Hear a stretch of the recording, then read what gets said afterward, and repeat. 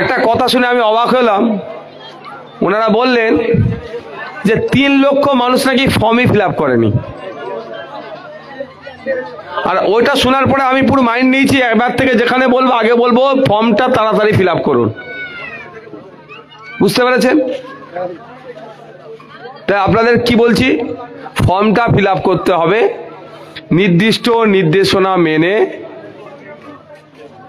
যেটা নির্বাচন কমিশন যেটা বলেছে সেটাকে সামনে রেখে,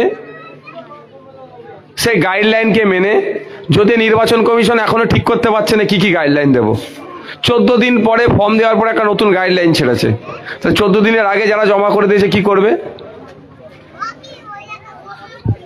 এদিকটা চেয়ারগুলো এদিকে, বা এদিকে কি আছে সব এদিকে চলে আসো, এদিকে ওইখানে ওইখানে বসো, এখন ফর্ম ফিল আপ করতে হবে না। বাবু ওই দিকটা বসো, আপনার এদিকে চলে আসুন।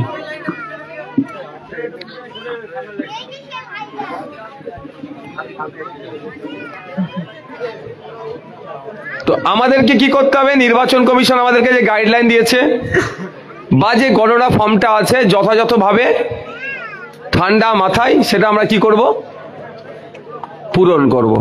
এটা আমাদের কাজ হবে। পূরণ করার পরে কাজ কি হবে,